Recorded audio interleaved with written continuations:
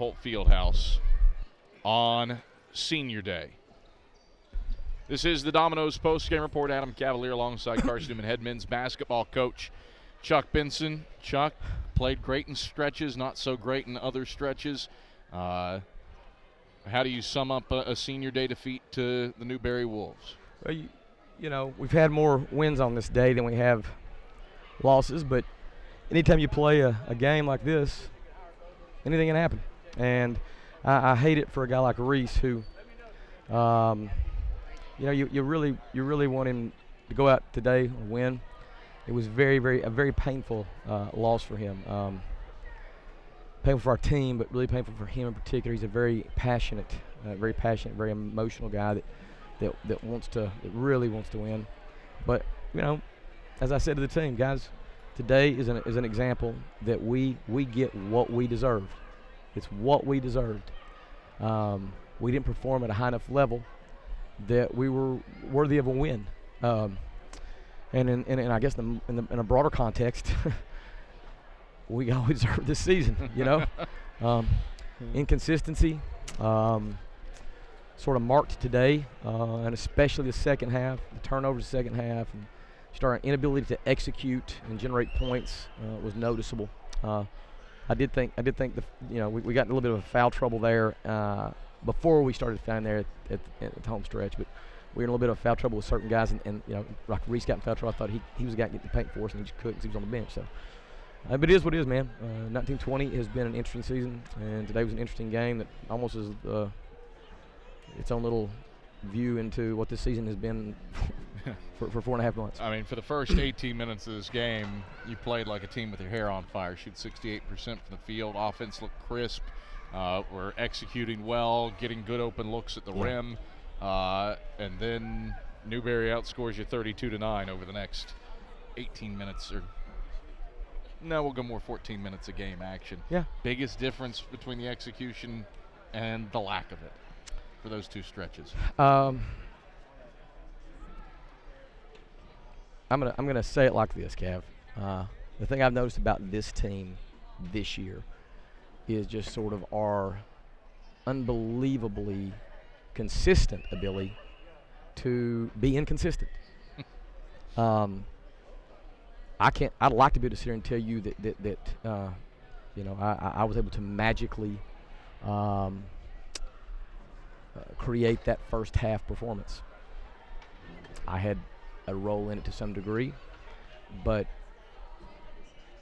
coaches, in a lot of cases, are a lot less sort of critical to actual game performance than general fans even know. Yeah. The second half, nothing different. We identified the things we needed to maybe pay closer attention to, and yet we could not come out and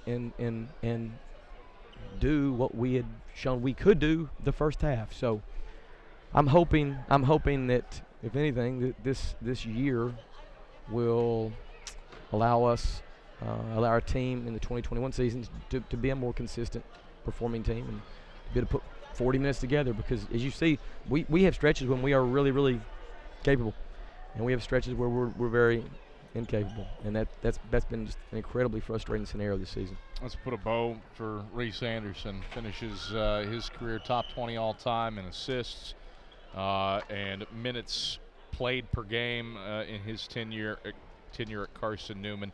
What has he meant to you personally as a coach and to this program as your lone 4-year player on the roster this year? Yeah, well, you know, I said to him, I thought that his personal journey, his personal evolution from the day he stepped foot on campus till today has been really positive. Hey, buddy, it's been really positive, and I feel like he's leaving here a better man than he was when he came in here as an 18-year-old kid.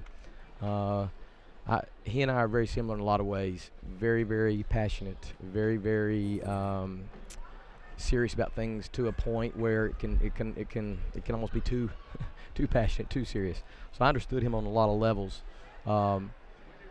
But you know, we're gonna miss his fire. We're gonna miss his want to.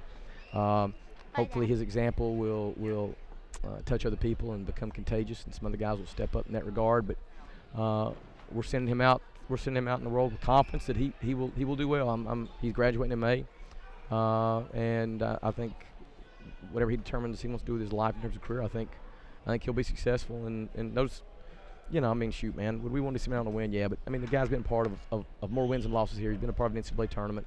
He's graduating, and I'm a Reese Anderson fan. Will be for life.